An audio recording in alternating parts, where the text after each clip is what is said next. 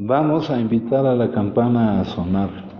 Cuando la invitamos a sonar, enviamos nuestro amor, nuestros saludos y buenos deseos a los seres que la oirán.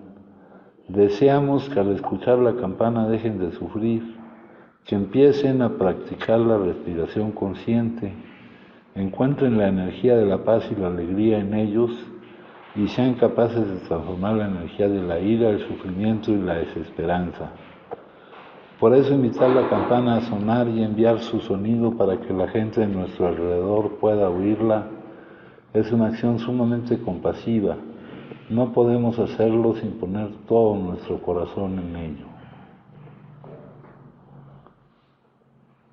Con el cuerpo, la palabra y la mente en perfecta unidad, envío mi corazón con el sonido de esta campana.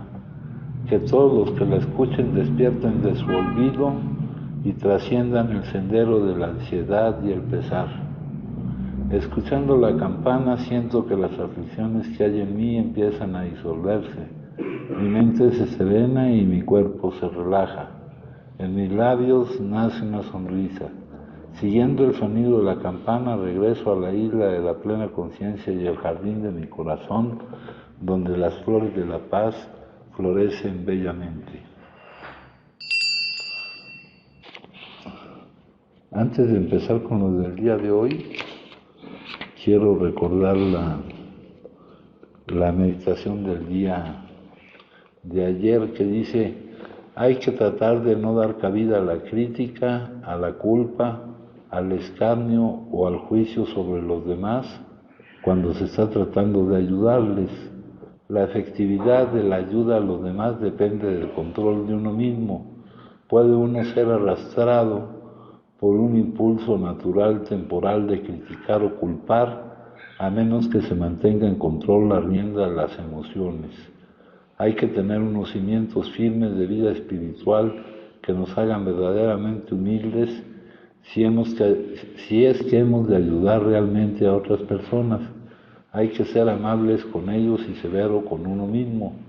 Esta es la forma en que se puede ser utilizado con más provecho para levantar un espíritu desesperado, y no hay que buscar agradecimiento personal por aquello para cuya realización se está haciendo instrumento de Dios. Esta lectura la tengo marcada desde hace mucho tiempo, porque cuando uno pretende controlar la vida de los demás, lo cual no podemos, nadie puede, y lo que demuestra es la pérdida de control que hay en uno. Entonces, aquí dice que la efectividad de la ayuda depende del control de uno mismo. Puede uno, por padecer al tratar con personas que padecen de este problema de salud, que no de comportamiento, puede uno reaccionar a ello, y si hay una cierta tendencia a querer controlar esa situación, puede uno reaccionar criticando, culpando, ¿verdad? Dice, pero nos dice que para que la ayuda sea efectiva, depende del control de uno mismo, que uno puede ser arrastrado por un impulso natural, temporal, de criticar o culpar a alguien que tenga, o culpar viendo ese problema de salud como un problema de comportamiento. Dice, hay que tener unos cimientos firmes de vida espiritual que nos hagan verdaderamente humildes si es que hemos de ayudar realmente a otras personas. Hay que ser amables con ellos y severo con uno en la crítica, con uno mismo. Severo en cuanto a saber que la efectividad de nuestra ayuda depende del control de uno mismo. Dice, esta es la forma en que se puede ser utilizado con más provecho para levantar un espíritu desesperado, ¿no? Y eso también es importante.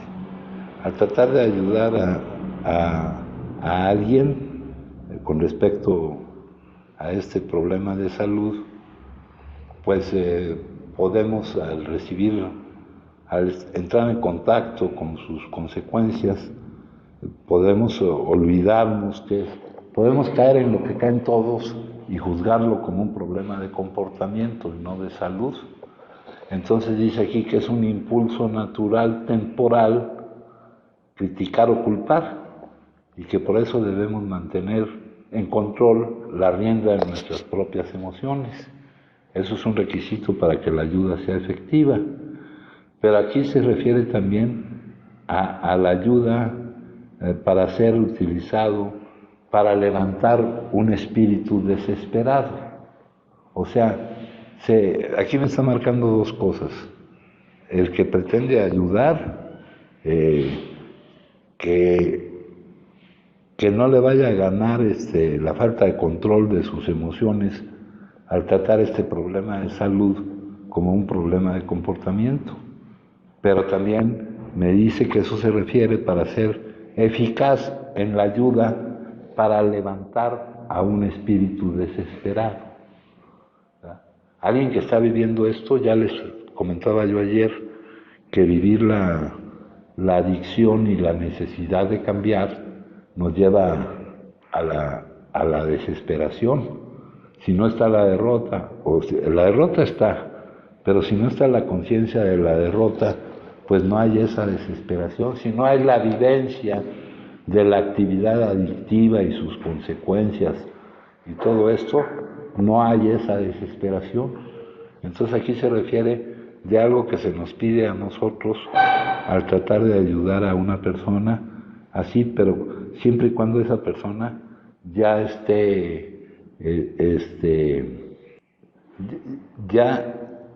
ya sienta cierta necesidad, ya sienta cierta desesperación de su situación.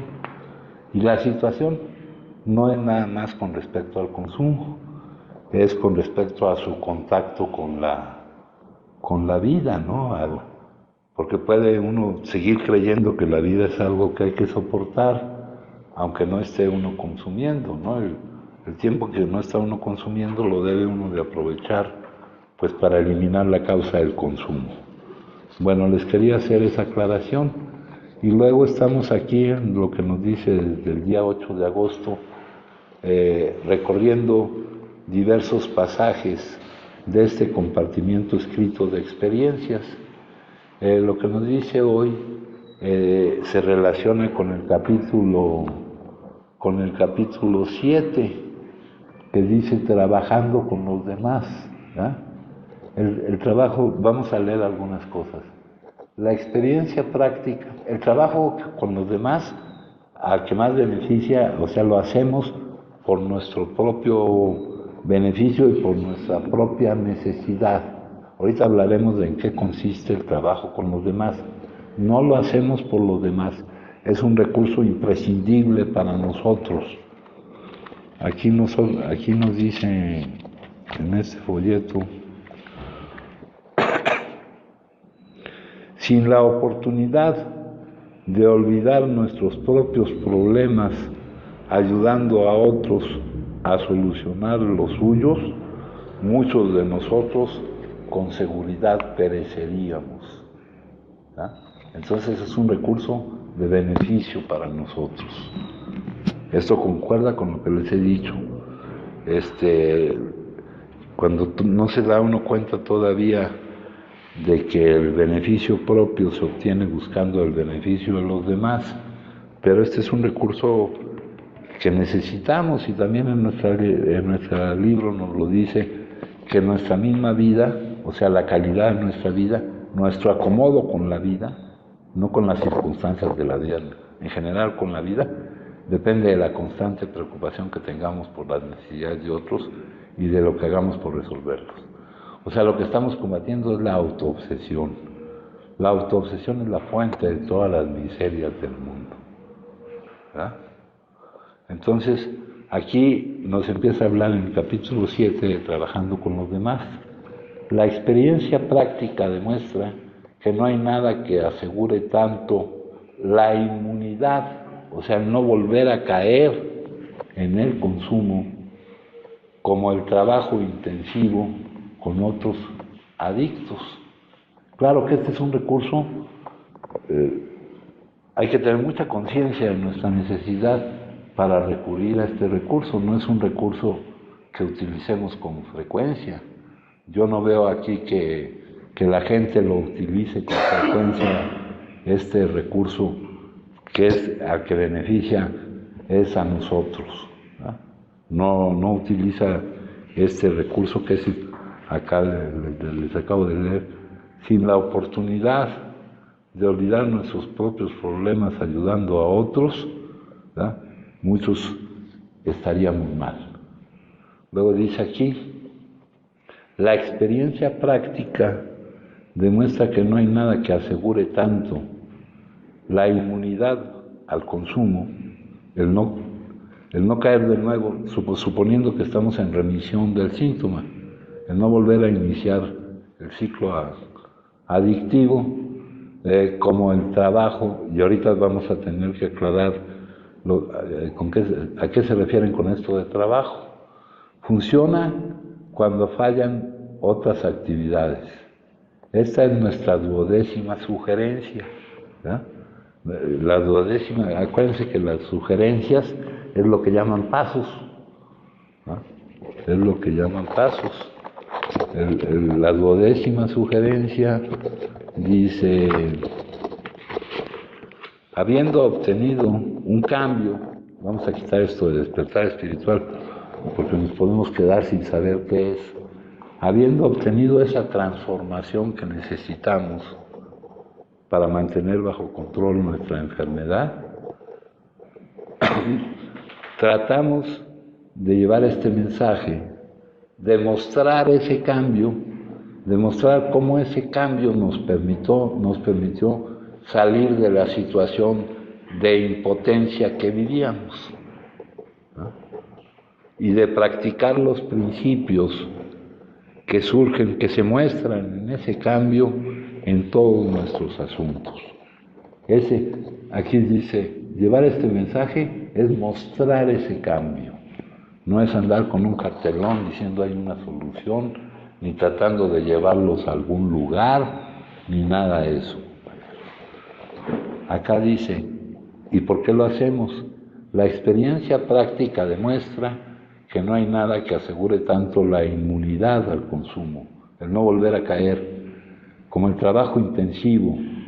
Aquí empieza uno con una cierta especialización que tenemos de trabajar con otros adictos, pero esto se extenderá después a trabajar en general con cualquier otra persona. Funciona cuando fallan otras actividades. Esta es nuestra 12ª sugerencia, llevar este mensaje a los adictos. ¿Pero qué mensaje les vas a llevar?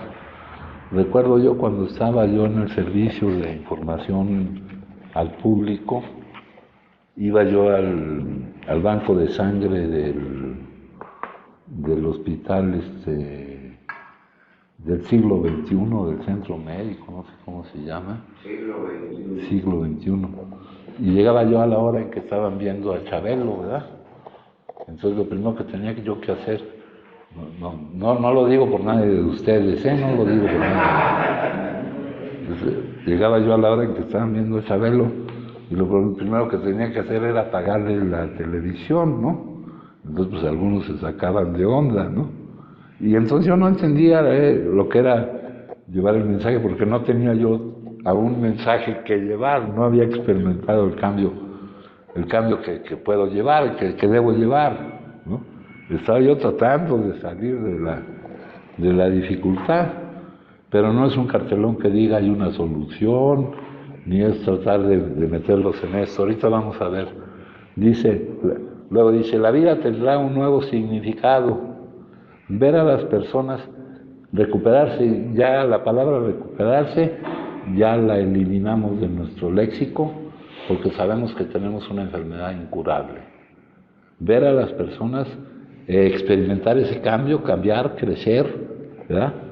Para mantener su enfermedad bajo control, lograr el mantenimiento de su condición espiritual, entender lo que esto significa, verlas ayudar a otras, ver cómo desaparece la soledad, ver una agrupación, ver una comunidad. Acá, cuando se leía el enunciado antes, dice que estamos, no me acuerdo cómo dice el enunciado. ¿Alguien se acuerda? Alex, ¿te acuerdas? ¿El enunciado? Dice, Alcohólicos Anónimos es una agrupación de hombres y mujeres que comparten su mucha experiencia, fortaleza y esperanza para resolver su problema común y ayudar a otros alcohólicos a mantenerse en el alcoholismo. Ajá. Sí, entonces ahí hablan de un problema común, ¿verdad? Y hay que sentir que tenemos el problema ese común, ¿no?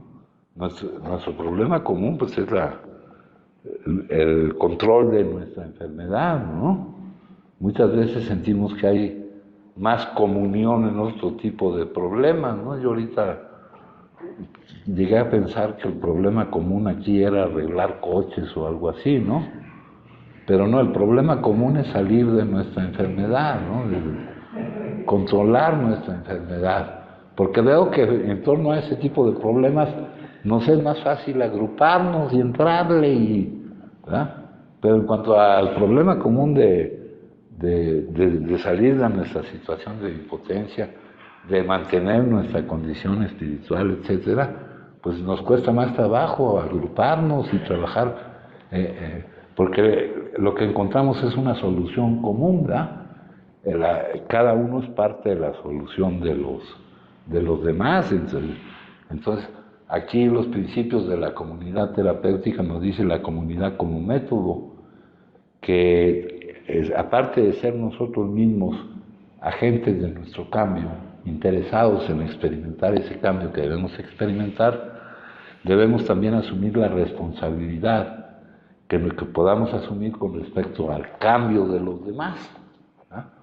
Entonces dice aquí, el contacto frecuente con recién llegados y entre unos y otros es el punto luminoso en nuestras vidas. Fíjense qué alejamiento del condicionamiento, ¿no? Que el punto luminoso, algo que nos dé satisfacción, es ese trabajo donde se van viendo los resultados, ver a personas que están cambiando y al estar cambiando están logrando mantener el control, no solo están logrando mantener el control de su enfermedad, sino que están logrando ser útiles, aportar a la vida, ver la vida como un traje cómodo, etcétera. Eso se siente bien uno. Dice, luego dice aquí, más adelante, ya no lo voy a buscar aquí, pero lo voy a buscar acá en la lectura del día, dice, hay que cuidarse de decirle al nuevo prospecto, aquí pues esas palabras están medio, acuérdense que es un lenguaje más comercial por la idiosincrasia de los lugares donde se desarrolló esto, a la persona necesitada, al adicto necesitado de salir de su situación de impotencia, de salir de su desesperación, de dejar de vivir la tortura de la adicción activa, que es un adicto. Ya les dije que aquí nadie nos dice, nosotros somos los que dice, hay que dejarlo que saque sus propias conclusiones, ¿verdad? O sea, exponer en qué consiste nuestra enfermedad. Nuestra enfermedad consiste en esa necesidad de negarnos, sin darnos cuenta, a vivir determinadas emociones y que esa negación sea para nosotros una necesidad primaria de supervivencia, secuestrando así las facultades del cerebro para que la maneje como tal y no como una racionalización, sino como un impulso bioquímico, una urgencia inaplazable de consumir, pretendiendo que así no vas a vivir la emoción que te estás negando a vivir, ¿ya? Entonces dice aquí, pero sí hay que hablarle acerca de que esta enfermedad es incurable. Entonces, cuando hablamos de recuperación, no estamos curados, dice, lo que tenemos es una suspensión diaria en nuestra sentencia que depende del mantenimiento de nuestra condición espiritual. Pero tú oyes las palabras mantenimiento de nuestra condición espiritual y puedes llegar a creer que lo que necesitas es irte al gimnasio a hacer ejercicios espirituales o algo así. Hace no mucho, hace 1 o 2 juntas, la dedicamos al mantenimiento de nuestra condición espiritual. Y ahí aclaramos una cosa. Ahí aclaramos que el mantenimiento de nuestra condición espiritual es saber que todo lo que vivimos es lo que está determinado por el que determina lo que se vive, y que ese que determina lo que se vive es el que está a cargo, que no somos nosotros los que estamos a cargo de determinar lo que vamos a vivir, que él actúa a nuestro favor, que la relación que mantiene con nosotros es la expresión de su amor, que todo lo que ocurre es por su gracia, solo por la gracia de él, del que determina lo que ocurre, y de que esto nos produzca una confianza, una certeza absoluta. Ahorita vamos a leer algunas cosas, y que nosotros estemos conscientes de que se hace su voluntad, y quitando de que se hace lo que él determina, no su voluntad, y no la nuestra. Y que seamos capaces, en una de las lecturas de aquí dice: soy sincero en mi deseo, en mi aceptación de que se hace su voluntad y no la mía. ¿O todavía hay cierta resistencia en que no sea mi voluntad la que se manifieste, sino la que él determina lo que se manifiesta? Soy sincero, es la pregunta que me hace aquí, ¿verdad? Entonces, dice acá,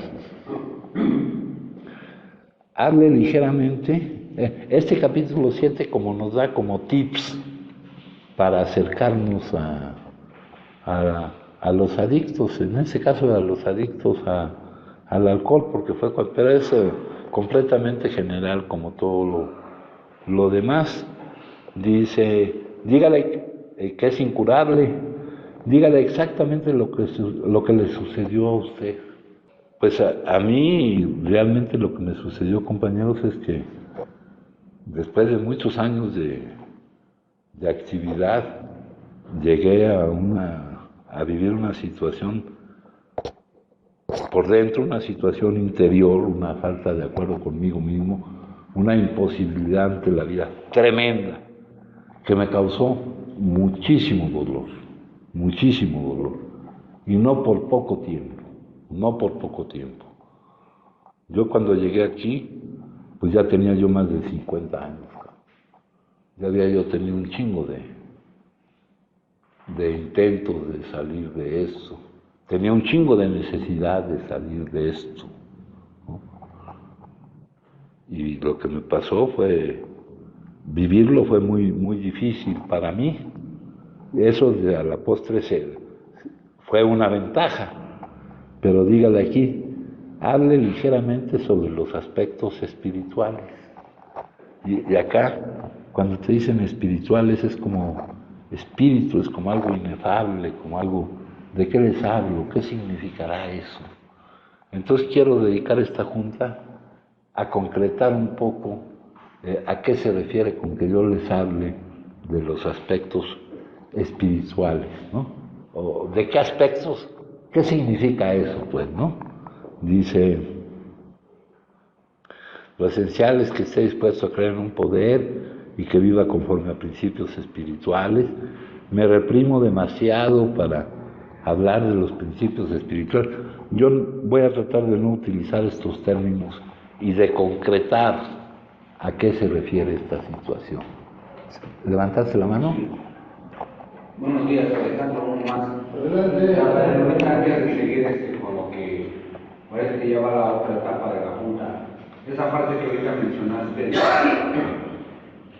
pues de que no hay que llevar un cartelón, pero que para nosotros es una necesidad, de el siempre estar trabajando con los demás. Para nosotros, los adictos, y para cualquier persona. Sí, ahorita me refiero a... En general, para cualquier persona. La vida de cualquier persona depende de la constante preocupación que tenga por las necesidades de otros y de lo que haga por resolverlas. De cómo ataque la autoobsesión y cómo practique la compasión. A ese punto es a donde voy, porque de alguna manera, muchas de las veces, parece ser que no se está tan preparado para poder hacer eso, ¿no? No. ¿Mencionaste esa parte? Sí, al principio pues, no sabes qué es lo que tienes que comunicar, no sabes cuál es el mensaje. Crees que el mensaje es decir hay una solución, crees que el mensaje es decir es tal lugar, tal cosa. No, el mensaje es mostrar el cambio que te ha permitido a ti salir de las situaciones, ese es el mensaje. O sea, por ejemplo, cuando una persona se acerca y te dice, estoy como estuviste tú o como he estado yo, creo, con ese peso de ya querer encontrar algo y tú estás presente, o sea, es válido ofrecer un lugar donde se alivie esto. No hay lugares, hijo. ¿Cómo es esa situación? El lugar no importa. Es la necesidad y la práctica de esto. No estamos hablando de... Esto es una modalidad residencial. Hay situaciones, hay vivencias. Yo recuerdo muy bien, después de haber estado ya en muchos internamientos, en muchos lugares magníficos en cuanto a los anexos y todo eso, magníficos lugares para practicar el programa, llegué a mi grupo. Llegué a un grupo que todavía le digo mi grupo, ¿no? Y lo que sentí fue el apoyo, acá dice algo al principio muy importante, compañeros. En el capítulo 7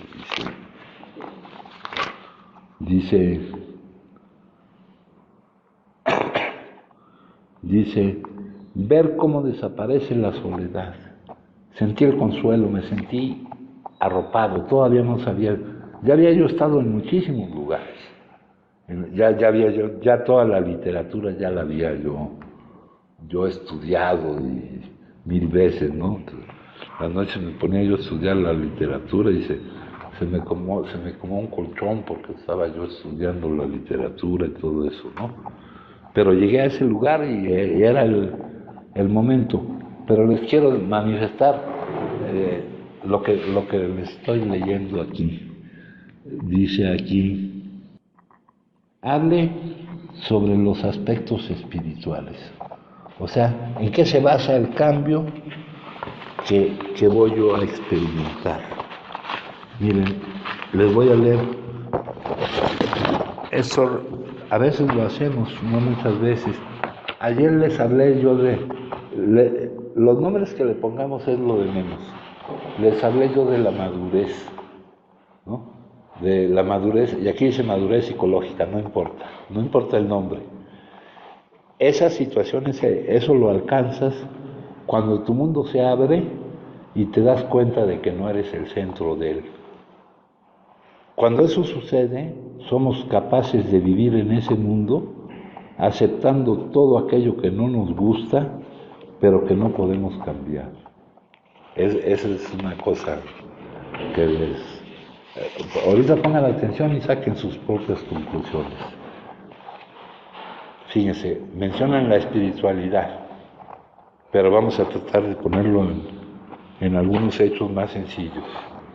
Mirar a tu vecino y comprender que su mal humor es causa de su dolor y no sentirte ofendido.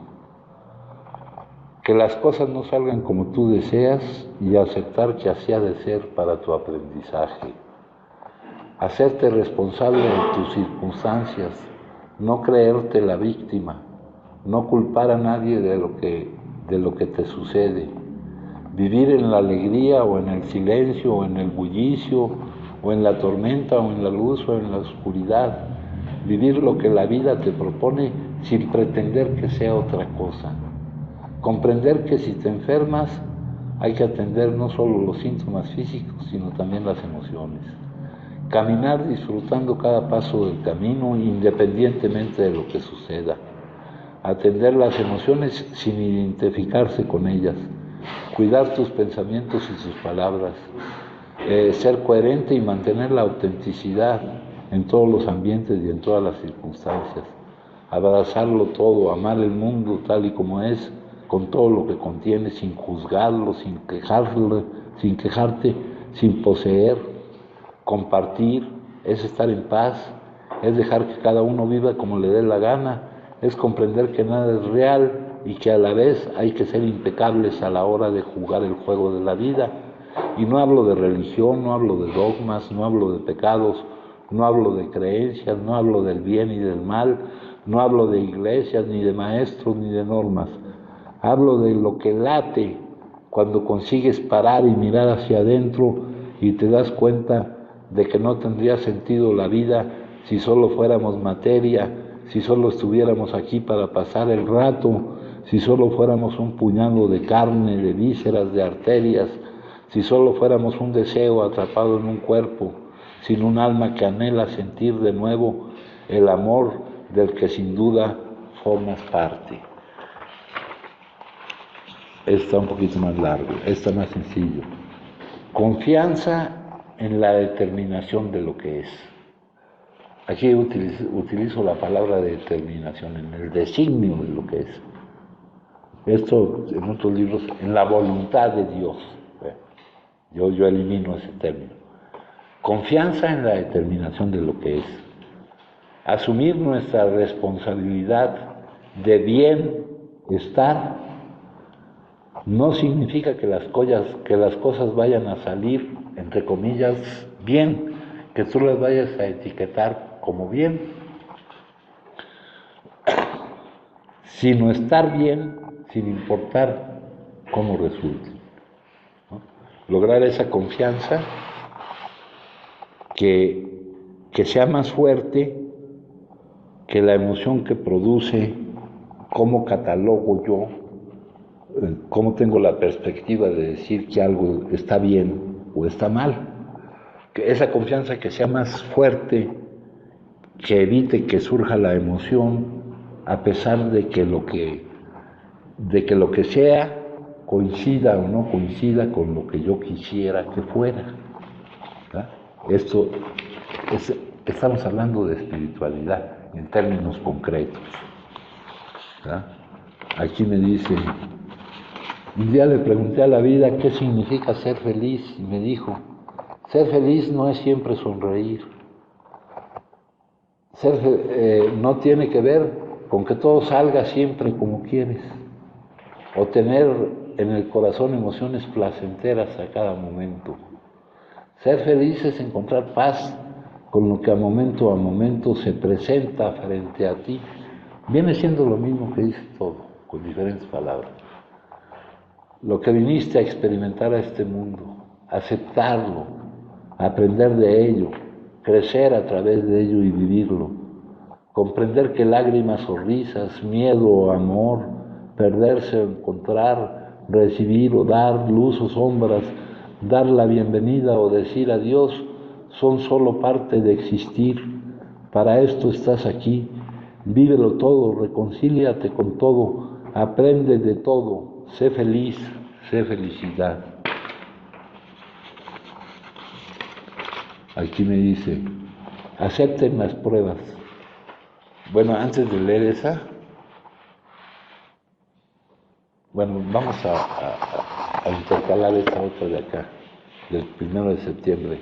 Nunca, que también nos habla de esa certeza, de esa confianza, de esa confianza que elimina la validez de cómo etiqueto yo las cosas, o que elimina la repercusión que pueda tener en mí el que lo que es coincida o no coincida con lo que yo quisiera que fuera. Nunca os dejaré ni os desampararé. A través de los siglos, miles de seres han creído en la constancia, infatigabilidad e infalibilidad del amor de Dios. Estoy utilizando términos, No nos perdamos en los términos. Quitemos los términos y nos estorban. Dios tiene amor, por tanto, se puede estar seguro de su amor para siempre, aunque no lo entendamos, ¿no? Ya les he puesto unos ejemplos ahí muy tontos, ¿no? De cómo me ama si me pone a vivir esto.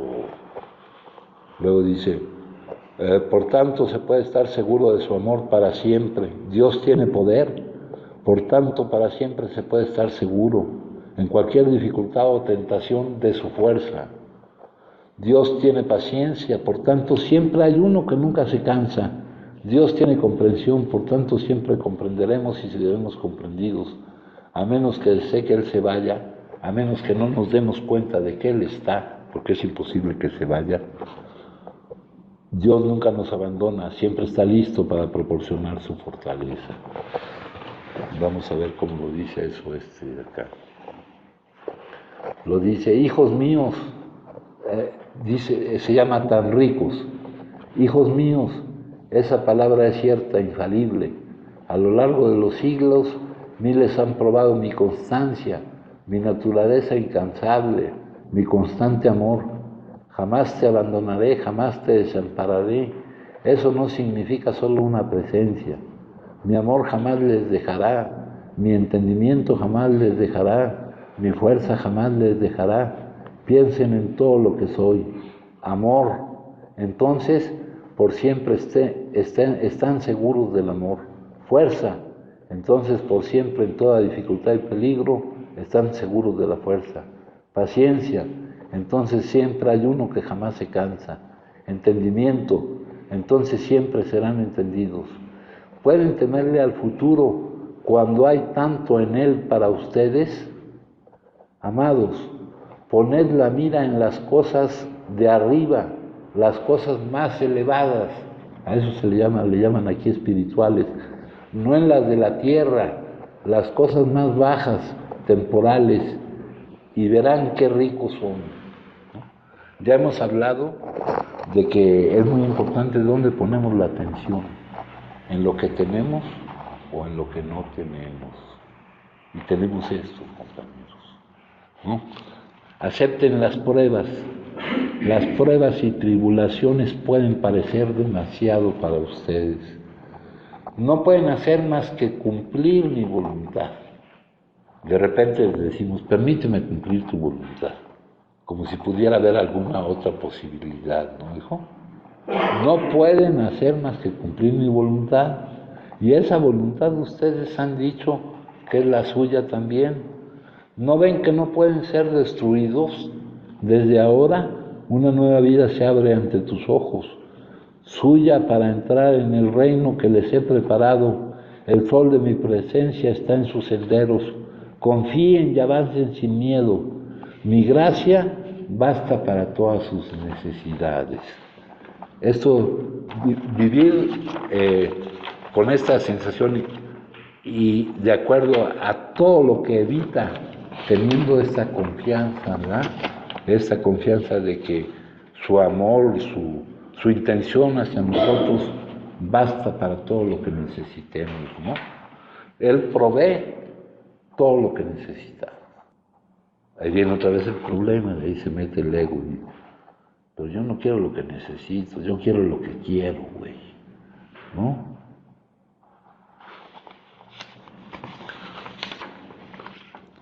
Fíjense, la piedra. El distraído tropezó con ella, el violento la utilizó como proyectil, el emprendedor construyó con ella, el campesino cansado la utilizó como asiento. Para los niños fue solo un juguete. Drummond la poetizó, David la utilizó para matar a Goliat, y Miguel Ángel le sacó la más bella escultura. En todos los casos la diferencia no estuvo en la piedra, sino en el hombre. No existe piedra en tu camino que no puedas aprovechar para tu propio crecimiento. Esto cambia la perspectiva de cómo vivimos las cosas, de cómo vivimos los contenidos de la vida. Dicen, ya no encuentro la que publiqué hoy, pero a ver si la encuentro bien. A ver, la que publiqué hoy dice, confianza en la determinación de lo que es. Asumir nuestra responsabilidad de bienestar no significa que las cosas vayan a salir, entre comillas, bien, sino estar bien sin importar cómo resulte, ¿no? Eso dice más o menos lo mismo que esto. Esta parte, bueno, lo que publicó hoy es, o también decía, ¿no? O sea, la reacción momentánea, ¿no? Porque va a haber una reacción momentánea ante todo lo que se presenta, ¿no? O sea, en automático, ¿no? Es como tener presente que, como estar en una neutralidad, ¿no?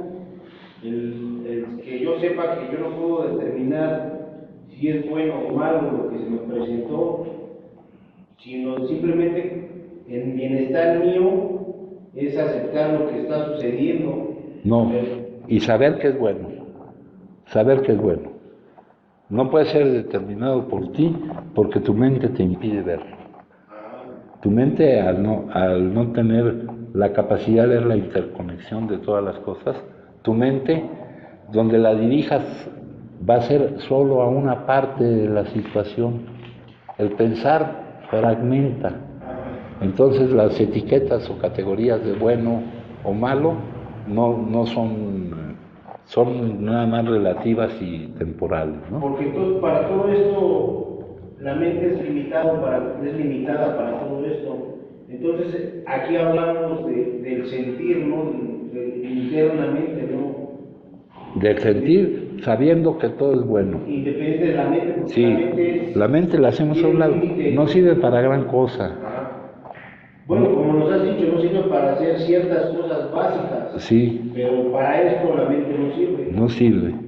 No sirve, ¿no? Porque, bueno, yo siento que lo he vivido, que yo muchas veces meto la mente, ¿no?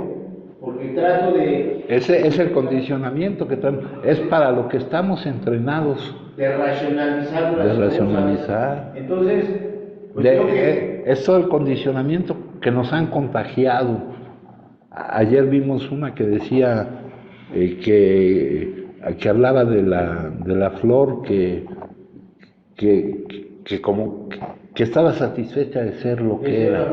Lo que es. Sí, ¿no? Y que no tenía por eso la problemática que tenemos nosotros, ¿no? Ese es el gran obstáculo que interfiere en el crecimiento del bienestar. Sí, es el condicionamiento. Pero de ese condicionamiento nos tenemos que alejar. Bueno, yo ahorita lo estoy viendo en mi caso, y qué es lo que siempre pasa, ¿por qué no estoy en bienestar? Porque no estoy de acuerdo conmigo mismo, siempre estoy a expensas de lo exterior, de las personas exteriores, sí. Por el qué dirán, qué van a pensar. Es que te estás identificando con la imagen que quieres que los demás tengan de ti. Y eso es lo que, bueno, yo veo en mí, ¿no? Eso me pasa. Entonces, pues tengo que aprender a estar de acuerdo conmigo mismo. Sí, y fíjate lo que nos pasa. Ajá. Nos es más difícil soportar que alguien esté en desacuerdo con nosotros que soportar que nosotros estemos en desacuerdo con nosotros. Nosotros ya nos acostumbramos a estar en desacuerdo con nosotros, pero si alguien está en desacuerdo, y eso es por la identificación que tienes con la imagen que quieres que los demás tengan de ti, por el ego. Cualquier falsa identificación es un yo falso, es un ego, ¿no? Sí. Entonces, para que ya no suceda esto, yo realmente debo de tener la confianza de que todo está como me decías, ¿no? ¿Para qué? Para que no se presente ese obstáculo nuevamente. Sí, para que no surja esa emoción, ese impulso, ¿no? Sí. Siempre sucede lo correcto para el todo, y todo suceso es una ayuda. Nuestra mente no lo entiende. Y más con todo el condicionamiento que traemos pegado, ¿no? Sí. Luego dice, ser positivo no significa que las cosas vayan a salir bien, sino saber que estarás bien sin importar cómo resulte, ¿no? Alcanzar la libertad espiritual, no depender de las circunstancias de la vida, de los contenidos de la vida. Esa es la verdadera felicidad. Esa es la verdadera felicidad.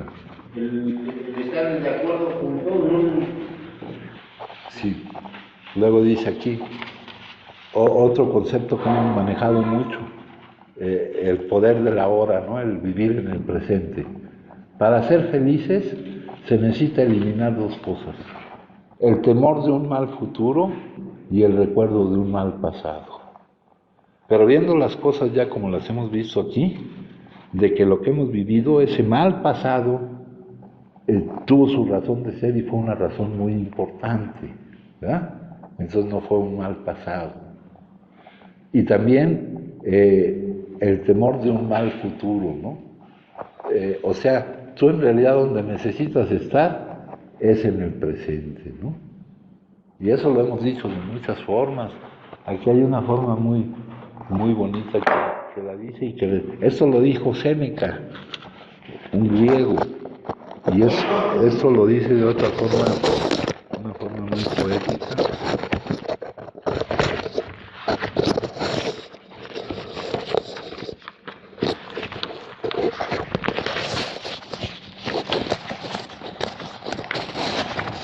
Que dice, me encontraba lamentando el pasado y con temor al futuro. De pronto mi Señor habló, mi nombre es Yo Soy. Hizo una pausa, aguardé, Él continuó. Es difícil vivir en el pasado con sus errores y lamentaciones. Yo no estoy ahí, mi nombre no es Yo Era. Es difícil vivir en el futuro con sus problemas y temores. Yo no estoy ahí, mi nombre no es Yo Seré. Vive cada momento y verás que no es difícil. Yo estoy ahí, mi nombre es Yo Soy. O sea, si tú te sales del presente, el presente es el lugar donde está la vida, donde está Dios, donde está el nombre que le quieras poner, ¿no? Y si te sales del presente, es difícil vivir sin Él. Vivir con Él es fácil, pero con Él en cuanto a estas seguridades que estamos hablando aquí, ¿no? Y eso solamente lo siente uno internamente, ¿no? Sí. Es por eso que en un principio nos decía, Y aparte, que no se trata de una propaganda, sino se va a tratar demostrar cómo ya lo puedes ir viviendo, ¿no? Y eso se va a notar, ¿no? Por el estado en que se encuentre la persona y cómo actúe y cómo vaya por la vida donde esté en ese momento, ¿no? Claro. Luego dice aquí otro. Dice, no le pongas atención a las cosas que hacen o dejan de hacer los demás. Presta atención a lo que tú haces o dejas de hacer, ¿verdad? Muchas veces estamos más pendientes de lo que hacen o dejan de hacer los demás y nos metemos en problemas, ¿verdad? Eso nos pone mal o nos pone bien, ¿no? Pon atención a lo que tú haces o dejas de hacer. Eso dice aquí que lo dijo Buda. Luego no se puede confiar mucho en quien dice estas cosas. Saber ser feliz con lo que tienes, eso es la riqueza. Eso lo dice Lao Tse. ¿Se acuerdan ustedes de la ciencia de la satisfacción? No es pretender que puedes obtener lo que quieres, sino querer lo que tienes. Saber ser feliz con lo que tienes, eso es la riqueza, ¿no? Estamos hablando de espiritualidad, sin mencionar que es espiritualidad. Pero esto es la espiritualidad. Así lo agrupan, pues, le ponen esa etiqueta a todo esto. Esos son los principios espirituales. No soy lo que me ha pasado, soy lo que decido ser. Para muchos que van cargando su pasado, arrastrándolo ahí, no lo dejan caer, ¿verdad? Usted ha tenido una vida tan mala y no soy lo que me ha pasado, soy lo que decido ser, güey. ¿No? Aquí ya les estoy hablando. Cuando digo yo cosas aquí, Se las voy diciendo acá a alguien en lo particular, compañeros. Ojalá y se den cuenta a quién se lo estoy diciendo. Luego dice aquí, no pudiste hacer otra cosa porque no la hiciste. Todo lo que hiciste en el pasado es perfecto de acuerdo al nivel de conciencia que tenías en aquel entonces. Si ahora lo puedes ver diferente, celebra tu toma de conciencia, pero no le des el gusto al ego de controlarte con su arma más poderosa, la culpa.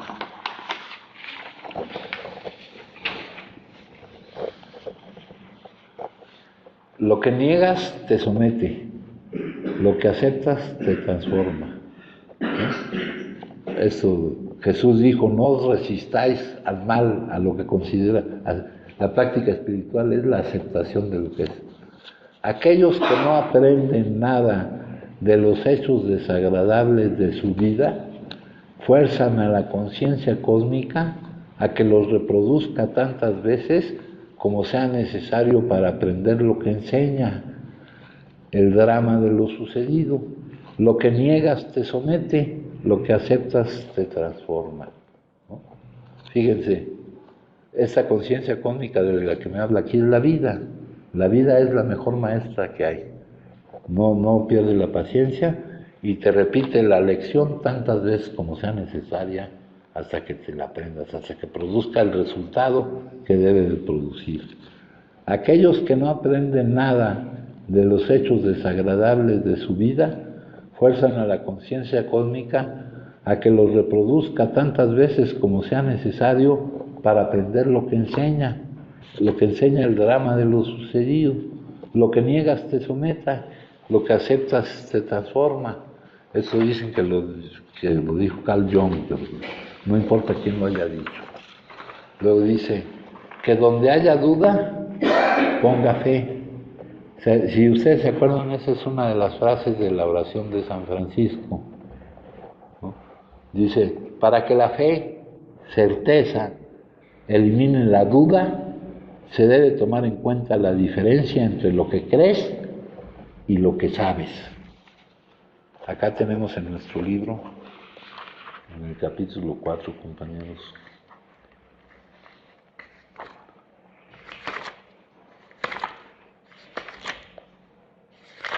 dice, ¿qué es esto sino el milagro del cambio que necesito yo experimentar? Sus elementos son sencillos. Las circunstancias hicieron que estuviera dispuesto a creer, que necesitara yo creer. Aquí yo no les doy las razones de por qué es esto, todo esto que les digo, sino para qué nos sirve todo esto que les digo. Las circunstancias, lo que vive un adicto por la tortura de la actividad adictiva, ¿no?, hicieron que necesitara creer. Humildemente se ofreció a su hacedor. Entonces supo, ¿verdad? Aquí dicen, se tiene que tomar en cuenta la diferencia entre lo que crees y lo que sabes. Te tienes que arriesgar a vivir esto y tienes la ventaja de que todo esto lo puedes ir verificando. Al principio lo dudas porque todo es paradójico. Pareciera ser que es al revés de como creemos que son las cosas, ¿no? ¿Cómo es que si no doy se me acaba? Si lo que dicen allá afuera es que si doy se me acaba, pues ponte tú a... ¿Cómo es que lo que obtienes depende de lo que das? ¿verdad? El mundo condicionado no maneja estos principios, compañero. Luego dice acá, el ser, vamos a empezar a utilizar otros nombres para cambiar de palabra, para evitar palabras que con el significado que han adquirido para nosotros nos obstaculicen llegar a donde queremos llegar. El ser es la vida, una. Parece que no es una, ¿verdad? Parece que estamos separados, ¿verdad? Eterna, que consta solo de este momento. Siempre presente, eterna, siempre presente.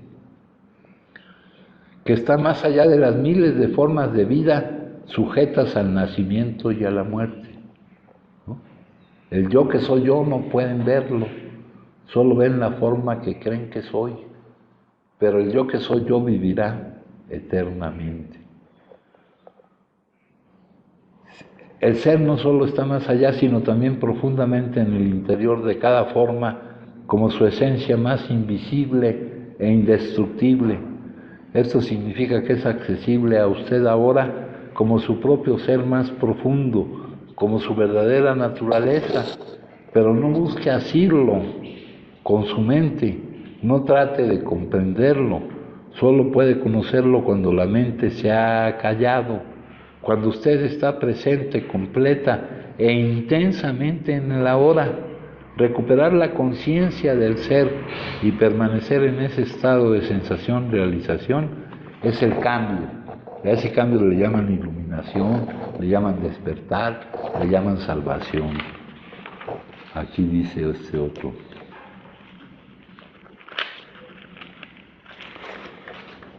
Dice, el cambio revolucionario es, el pensamiento ya no tiene esa importancia que tenía antes en tu vida. El pensamiento ya no sirve para decirte quién eres. ¡Qué liberación! Aquí dice otro, sí al momento. Si yo digo sí al momento presente y siento este sí, no es solo algo mental, me abro a la vida y entonces siento en el fondo lo que no tiene forma, el yo atemporal, el yo que no tiene nada que ver con mi historia personal.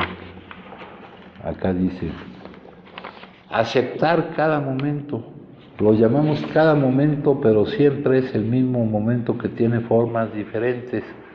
Aceptar cada momento como si lo hubiésemos elegido, porque el universo, otra palabra, el todo, ha producido, la totalidad del universo ha producido la forma de este momento.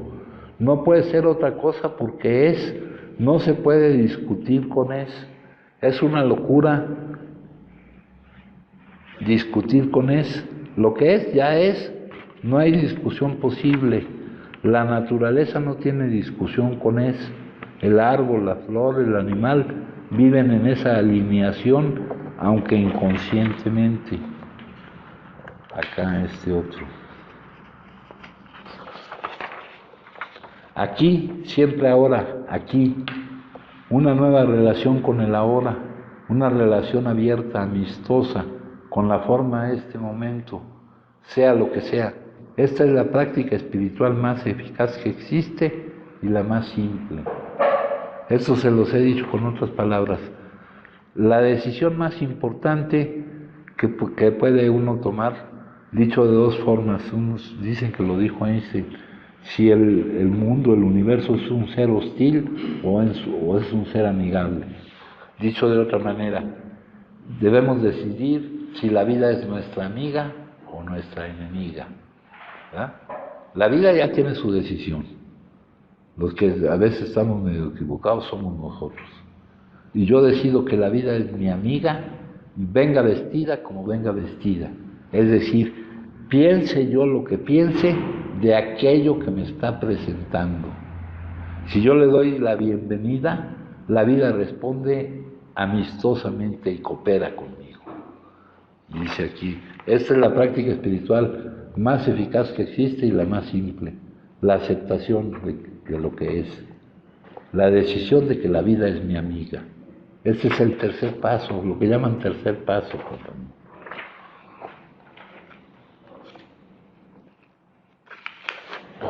La conciencia y el cerebro.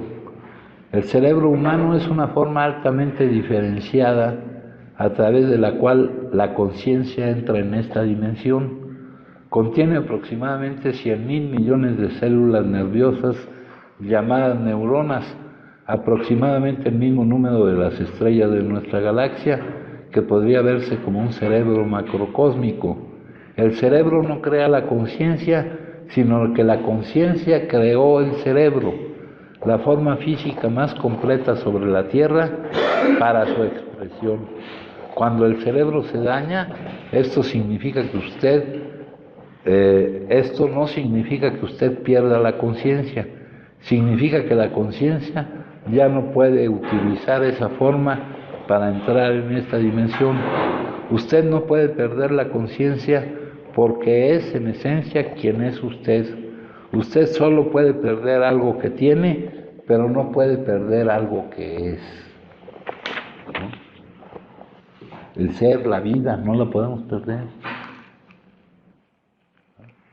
porque es lo que somos. Algo que tenemos una determinada forma, eso sí lo podemos perder, lo que tenemos, pero lo que se es, no se pierde. El río y el santuario. El día que dejes de viajar, llegarás. Un viejo y sabio barquero transportaba peregrinos a un santuario. Un día alguien le preguntó: ¿ha ido ya al santuario?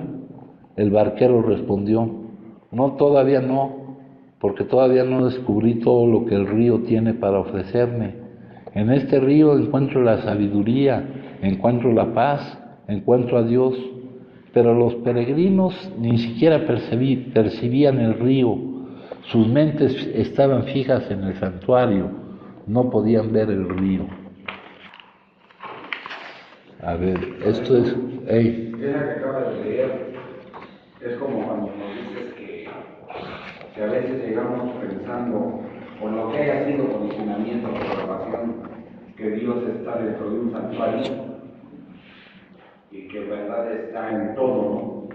Pues eso ya lo sabemos aquí, pero eso se refiere a esa que acabas de leer. Sí, sí, más o menos. Sí. Esta otra, la persona que llega es la persona correcta. Dice, lo que sucede es la única cosa que podía haber sucedido. Nada, pero nada, absolutamente nada de lo que nos sucede podría haber sido de otra manera. Ni siquiera el detalle más insignificante. No existe el si hubiera hecho tal cosa, hubiera sucedido tal otra. No, lo que pasó fue lo único que pudo haber pasado y tuvo que haber sido así para que aprendamos esa lección y sigamos adelante. Todas y cada una de las situaciones que nos suceden son perfectas, aunque nuestra mente y nuestro ego se resistan y no quieran aceptarlo. En cualquier momento que comience es el momento correcto. Todo comienza en el momento indicado, ni antes ni después. Cuando estamos preparados para que algo nuevo empiece, es ahí cuando comenzará. Cuando algo termina, termina. Simplemente así. Si algo terminó, es para nuestra evolución. Por lo tanto, es mejor dejarlo seguir adelante y avanzar ya enriquecidos con esa experiencia. Cuando la presión de la vida moderna se volvió demasiado para muchos, ellos voltearon a ver a Oriente en busca de una respuesta. Esto es más o menos una consideración de por qué la sabiduría oriental nos es más comprensible que la occidental. Dice, así como el budismo llegó a mezclarse entre los filósofos y artistas de hace casi 100 años en Occidente, demuestra que desde hace casi un siglo que la forma de vida de aquí no es gratificante. Nacemos, crecemos, estudiamos, trabajamos, gastamos, creamos deudas, entramos en crisis y morimos. Esto no es la vida que soñamos y sin embargo seguimos patrones que están a la vista de todo. Incluso después de tener alternativas a ese pensamiento tóxico que termina por agotarnos física, pero sobre todo mentalmente. El budismo es una religión, aunque en realidad no es una religión, que no busca acercarte a un Dios, sino enseñarte a vivir de acuerdo a un precepto esencial. La vida es sufrimiento y el sufrimiento viene del deseo. Mientras tanto, en Occidente vivimos en una cultura que no busca, como el budismo, suprimir el deseo, sino satisfacerlo y crear nuevas necesidades que nos hacen mucho más miserables. A través de frases dichas por el propio Buda, Dalai Lama y otros grandes pensadores, de una religión que cada vez se hace más popular por todo el mundo, por ser una alternativa a un mundo enajenado con satisfacer el deseo. Esperamos que tengan momentos de reflexión que te hagan considerar tu vida y actitud ante esta. El dolor es inevitable, el sufrimiento es opcional. El dolor nada más es lo físico. La muerte no es el final de todo. La muerte no es más que otra transformación. Alégrate porque todo lugar es aquí y todo momento es ahora. Todo en este mundo está cambiando, siempre en movimiento, nunca igual, todo cambia, ¿no? Por ahí hay un dicho que dice que es imposible bañarse 2 veces en el mismo río. Es imposible que tú digas que conoces a alguien, ¿no? Cuando tuviste contacto con ella no era lo que es. Nosotros estamos también en constante transformación. Todo lo que somos es el resultado de lo que hemos pensado. Si una persona habla o actúa con astucia, le sigue el dolor. Si lo hace con un pensamiento puro, la felicidad lo sigue como una sombra que nunca lo abandona. En lo que pensamos nos convertimos. El odio no se termina con odio, se termina con amor. Guardar rencor es como sujetar un carbón caliente con la intención de lanzárselo a alguien más. Es uno el que se quema. Duda de todo, encuentra tu propia luz. Solo hay 2 errores que se cometen en el camino a la verdad: no empezar y no llegar hasta el final. Cuida el exterior tanto como el interior. No insistas en el pasado, no sueñes en el futuro. Concentra tu mente en el momento presente. En verdad que vivimos felices si no odiamos a aquellos que nos odian, si entre hombres que nos odian habitamos libres de rencor. Más vale usar pantuflas que alfombrar el mundo. No lastimes a los demás con lo que te causa dolor a ti mismo. Es la mente de un hombre, no sus amigos o enemigos, lo que lo lleva por los caminos del mal. Así como una vela no brilla sin fuego, el hombre no puede existir sin una vida espiritual. Da, inclusive si tienes poco. No es más rico quien más tiene, sino quien menos necesita. La muerte no se teme si se ha vivido sabiamente. Para entenderlo todo, es necesario olvidarlo todo. La paz viene desde el interior, no la busques fuera. No sobreestimes lo que has recibido ni envidies a otro. El que envidia no tiene paz. Hay 3 cosas que no se pueden ocultar por mucho tiempo: el sol, la luna y la verdad. Para tener buena salud, encontrar la felicidad verdadera en la familia y traer paz a todos, el hombre debe primero controlar su propia mente. Si lo logra, habrá llegado al cambio, a la iluminación, y toda la sabiduría y verdad vendrá naturalmente a él. Inconsciencia de nuestra esencia. La mayoría de los seres humanos solo ven las formas externas, inconscientes de su esencia interior, lo mismo que son inconscientes de su propia esencia, y se identifican solo con su forma física y psicológica, las creaciones de los falsos yos, con su forma física o emocional. Sin embargo, una vez que hay un cierto grado de presencia, de atención quieta y alerta en sus percepciones, usted puede sentir la esencia de la vida divina, la conciencia y espíritu que mora en el interior de toda criatura, de toda forma de vida. Puede reconocerla como una con su propia esencia y por tanto amarla como a usted mismo. Conciencia. La conciencia es ya consciente, es lo no manifestado, lo eterno. El universo, en cambio, solo gradualmente se está volviendo consciente. La conciencia misma es ajena al tiempo y por lo tanto no evoluciona, no nació nunca y no muere. Cuando la conciencia se convierte en el universo manifestado, parece estar sujeta al tiempo y sufrir un proceso evolutivo. Ninguna mente humana es capaz de comprender plenamente la razón de este proceso, pero podemos tener atisbos de él en nuestro interior y volvernos participantes conscientes de él. Conciencia. La conciencia es la inteligencia, el principio organizador que está detrás del surgimiento de la forma.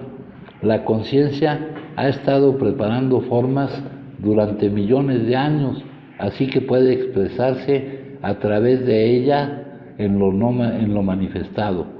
Aunque el reino no manifestado de la conciencia pura podría considerarse otra dimensión, no está separado de esta dimensión de la forma. La forma y los informes se interpenetran.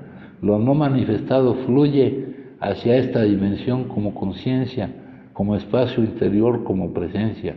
¿Cómo lo hace? A través de la forma humana que se vuelve consciente y cumple así su destino. La conciencia encarna en la dimensión manifestada, es decir, se convierte en forma. Cuando lo hace, entra en un estado parecido al sueño. La inteligencia permanece, pero la conciencia se vuelve inconsciente de sí misma, se pierde en la forma, se identifica con las formas. Esto podría describirse como el descenso de lo divino a la materia. En nuestro planeta, el ego humano representa la etapa final del sueño universal, la identificación de la conciencia con la forma. Era una etapa necesaria en la evolución de la conciencia. El paso siguiente en la evolución humana no es inevitable, pero por primera vez en la historia de nuestro planeta puede ser una elección consciente. ¿Quién está haciendo esa elección? Usted. ¿Y quién es usted? La conciencia que se ha hecho consciente de sí mismo. Conciencia de la conciencia. Aunque no puede conocer la conciencia, puede volverse consciente de ella como usted mismo. Puede sentirla directamente en cualquier situación, no importa dónde esté usted. Puede sentirla aquí y ahora como su propia presencia, el espacio interior en el cual las palabras de esta página son percibidas y se convierten en pensamientos. Es el yo subyacente. Las palabras que está leyendo y pensando son el primer plano. El yo soy es el sustrato. Es como en una pintura. Tú tienes el lienzo, las figuras que aparecen ahí es el primer plano y lo demás es el fondo. El fondo subyacente a toda experiencia, pensamiento o sentimiento. La base del ser. Una ola está hecha de otras olas. Podéis descubrir la relación que existe entre esa ola y las demás con el principio de causa y efecto, pero además hay otro nivel de relación y es la relación que existe entre la ola y el agua. La ola está consciente de que está hecha de otras olas y al mismo tiempo descubre también que está hecha de agua. Para ella es muy importante percibir el agua, la base de su ser, y entonces comprende que las demás olas también están hechas de agua. Teología horizontal. Hay dos niveles de relaciones. El primer nivel es la relación que existe entre nosotros y los otros seres. En el cristianismo circula la expresión teología horizontal. Esta clase de teología nos ayuda a ver y sentir lo que tenemos a nuestro alrededor. La teología horizontal nos ayuda a establecer vínculos con lo que nos rodea, incluyendo los seres humanos, los animales, los vegetales y los minerales. Nuestra práctica diaria debe ayudarnos a estar en contacto con esos seres animados o inanimados. Antes aquí había una confusión. Se decía que animado era lo que tenía vida e inanimado era lo que no tenía vida. Y todo tiene vida, compañeros. Porque al estar en contacto con ellos, seremos capaces de estar en contacto con Dios. Teología vertical. Estar en contacto con Dios se simboliza por una línea vertical llamada teología vertical. Esas son las dos dimensiones. Si no conseguís estar en contacto con la dimensión horizontal, no podréis estarlo con la vertical. Existe una relación entre la horizontal y lo vertical. Hay un interser entre ambas. Si no podéis amar a las personas, los animales y las plantas, sin duda no podréis amar a Dios. La capacidad de amar a Dios depende de vuestra capacidad de amar al género humano y a las otras especies. Los que viven en la sabiduría. Arjuna le pregunta a Sri Krishna, háblame de los que siempre viven en la sabiduría, siempre conscientes del yo, oh Krishna. ¿Cómo hablan? ¿Cómo se sienten? ¿Cómo se mueven? Sri Krishna responde, viven en la sabiduría los que se ven a sí mismos en todo y lo ven todo en ellos, cuyo amor por el Señor del amor ha consumido todo deseo egoísta y las ansias de los sentidos que atormentan al corazón. Servicio continuo. El servicio es la ley del cielo. Mis ángeles siempre obedecen, les sirven día y noche. Es lo que puede decirse de todos los que me aman.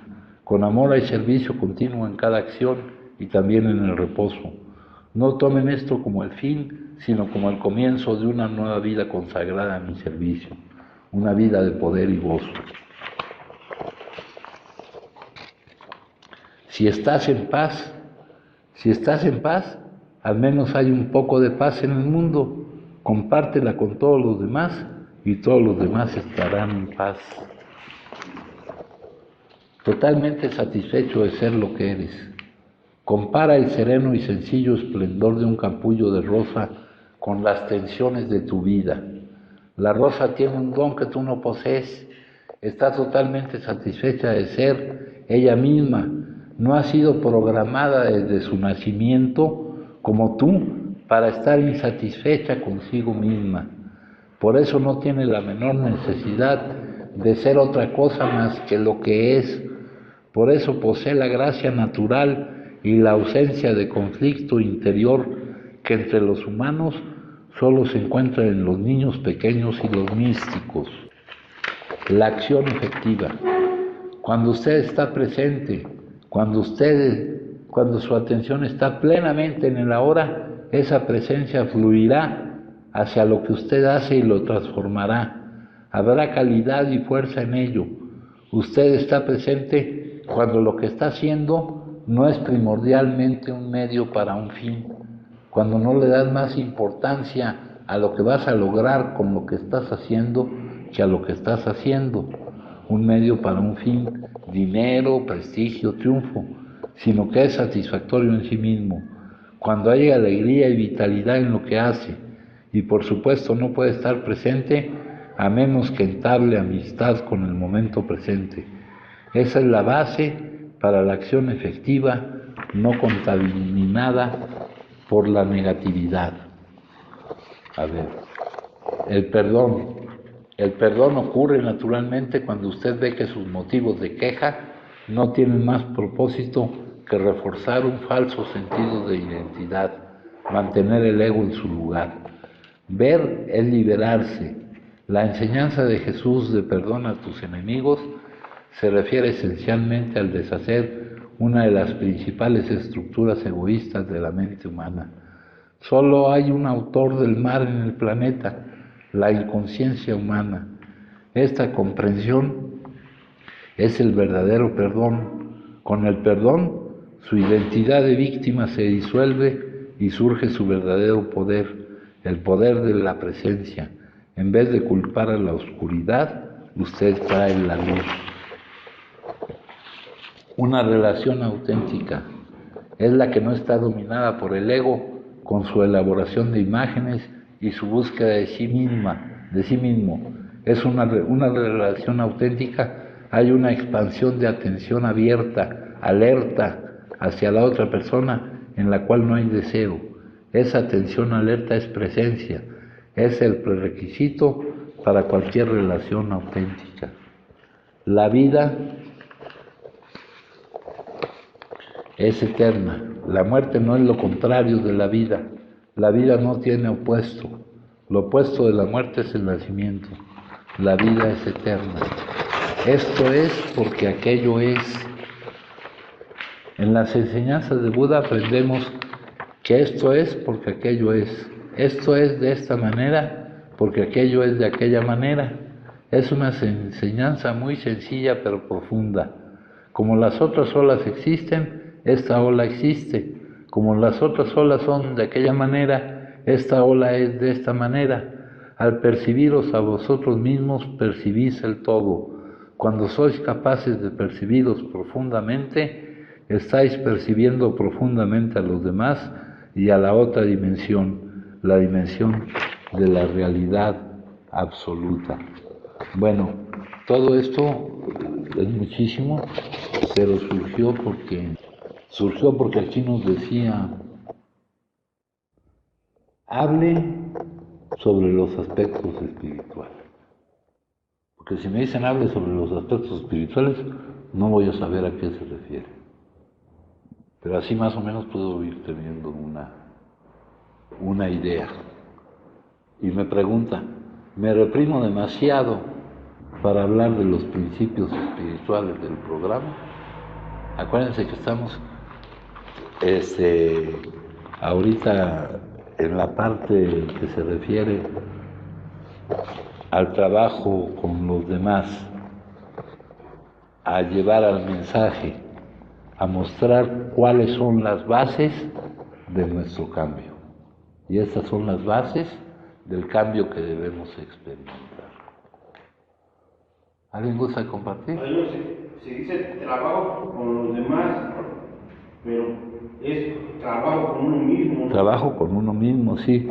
Sí, esto está medio loco. Así se llama el capítulo, mijo.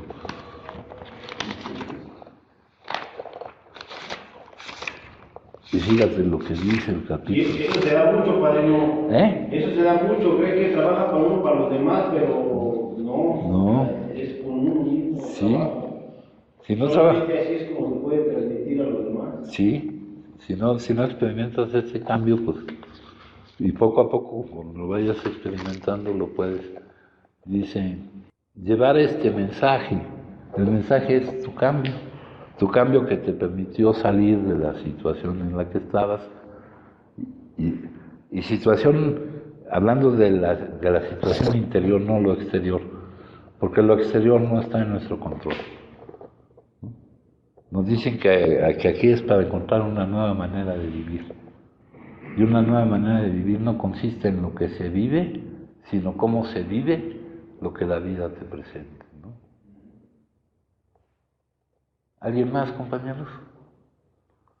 Bueno, pues entonces les agradezco mucho. Gracias.